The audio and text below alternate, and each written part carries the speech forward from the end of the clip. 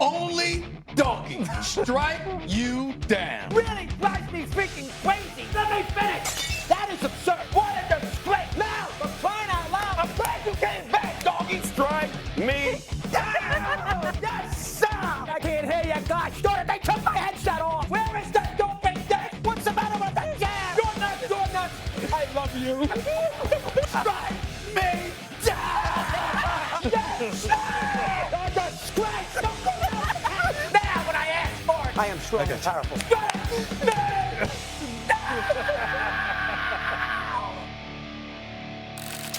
Okay, are we ready? We're ready, let's go. I didn't do it last week. I had some great ones last week of people not kicking field goals. Liam Combs, 7-3, kick a field goal, will you please, instead of going for it when he got stopped there on 4th down early in the game. But I have some good ones this week. Number one is a betting scenario. You know I love to give you this. I lost every parlay known to man. Niners on the money line. Buffalo was a killer. C.J. Stroud buried me on the money line. So finally, at the end of the day, I figured, you know what? I got a chance with the Rams. And they didn't have a chance the whole game, but I figured I was in pretty good shape. Because after they stopped the Bears on 4th down with, 2.5, 3 minutes to go in the game, they had it at the 3-yard line, and they were up 17-10. The spread was 3.5. Hey, I'm in great shape. They got a first down on the on a second down run. They got a first down. There's about 2:20 to go in the game, and I love McVay. But then, with 2:07 left on 3rd and 10, he's got the MVP of the league on him. Take a look. Sean, what are you doing to me? And I got the Rams at 3.5. It's 3rd and 10. He's got Nakua, and he's got Adams, and he runs the ball. What are you, crazy? With a Hall of Fame quarterback, and don't tell me about the time. Because there's only 2:07 left in the Still didn't get the 2-minute warning. So it doesn't make any difference. You're going to punt the damn thing, and the Bears are going to have 2 minutes left at midfield. Sean, what are you doing? What happens? Caleb Williams goes right down the field. He does a little whirly-dirty, throws the ball in the end zone. Komet makes the catch. It's 17-17, and I lose again. God darn it. I mean, I got destroyed all weekend with these parlays. Fat Robin Rapid, I got killed. I finally have a chance to salvage something late Sunday night. I can actually say goodnight to my wife for the first time in 5 days after I was sick. And he sits there and he runs the ball on 3rd and 10, and here comes Caleb Williams. Oh, it drove me crazy. That is number one. I don't feel bad for you. I don't feel worse. After the game, Sean McVay said, "Hey, I think I called the worst game of my career. I called a bad game." Is that okay with you? He was talking about the overtime play, not the play in regulation. I think he was talking about it in totality. Go ahead, Stevie. Doggy, I 1,000% agree with you. I was fixated on that. I couldn't believe he ran the ball. I'm like, your staff is going to be the MVP. Put the ball in his damn hands. What are you handing it off for a run for? Made no sense to me. As you would say, drove me crazy. There you go. All right, that's number one. Steve and I have agreed all day today. My little buddy. You guys are great. Out in Coral Gables. Somewhere. All right, number two. Listen, you know, when they have the play, and it was a terrible, as the Bears did in overtime at 2nd and 8, run the ball a couple times. You can't go for a big chunk play there. That's ridiculous. It was a stupid. And you're going to tell me it's Caleb Williams' fault? Who knows? The play call was terrible. Then he throws the interception. This is the great play, 2nd and 8, you know, whatever the temperature was. And DJ Moore ran a terrible route. Did a terrible job. He didn't know what he was doing. Caleb Williams mentioned this in his postgame. He said, you know, we had a miscommunication. You know, he didn't cut it right and everything else. I hated the play call. But he went to the media and he explained, you know, what in fact happened. Everybody wants to ask him the question. Did you know DJ Moore was not at his locker after the game? Did you know DJ Moore, the next day in Chicago, didn't show up? So nobody in the Chicago media had a chance. DJ, he's making $1 billion. They got him from Carolina. They gave him a huge contract. Hey, DJ, part of being a professional, we've seen this too much. We saw Mark Andrews do this. We've seen Diggs do this. It drives me crazy, okay? When you are in a situation where you are responsible or had something to do with the game-ending play in the playoffs, and you have 2 chances to meet the media after a game, you got to show up. You got to show up and give us 5 minutes. Just answer a question. What happened in that last play? It's the game. It's the season.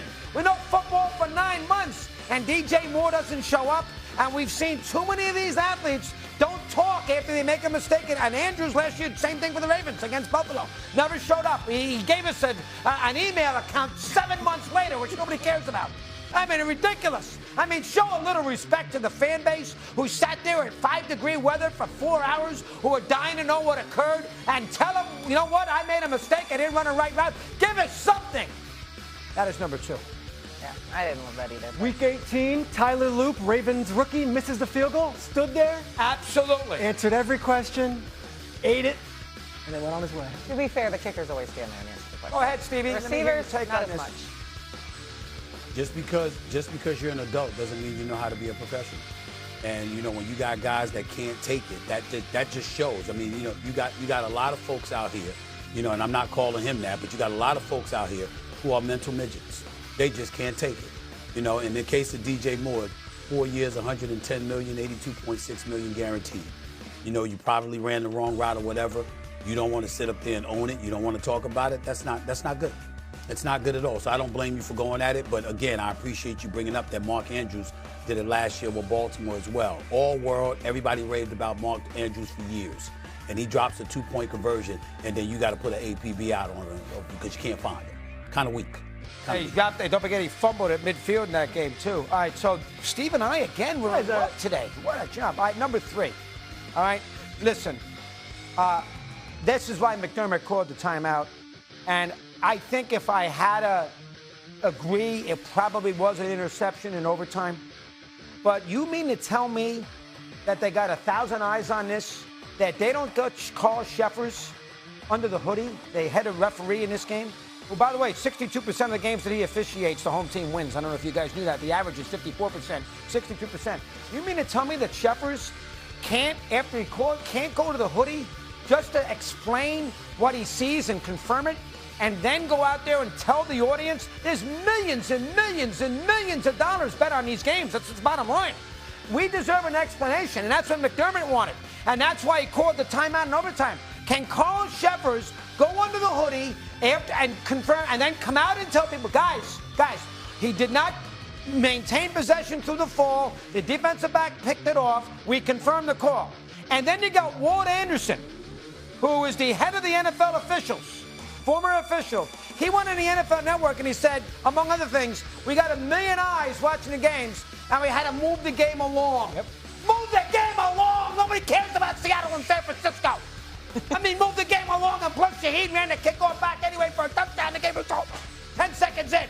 Move the game along. Here is the NFL that makes you sit out there in 50 degree below zero temperatures at 11 o'clock at night for commercial after commercial after commercial, and they can't put freaking Sheffers in front of a hoodie in overtime to take a look at it and at least give us an idea of what you saw. And then I got Ward after the game. Hey, we got to move it along. Move it along to where?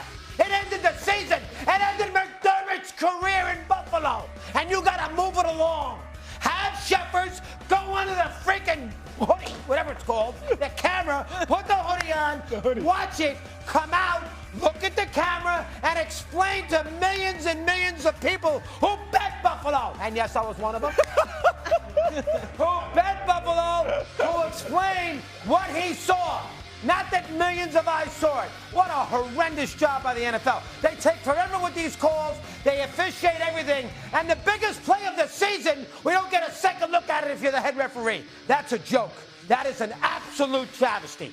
To your point, Jaguars, Buccaneers, Week 3 preseason game. We'll have an official at the middle of the field giving a lecture to the audience, explaining the rule book. The biggest play of the season, we didn't get that luxury. There was no explanation. We're all sitting at home. I'm with you on this one.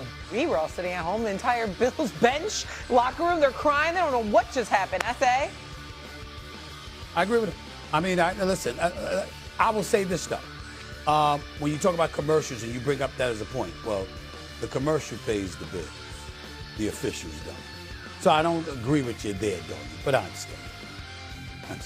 Ridiculous. Very good, Doggy. Very good. Welcome we got back. kickoff, 8:07. Yeah, Let's we go. gotta move this Let's show go. along, though. Let's go. We got kickoff. We gotta Talk about water. Kickoff. That was the worst. You know, that was so deflating. You had the Buffalo. Move out of the way.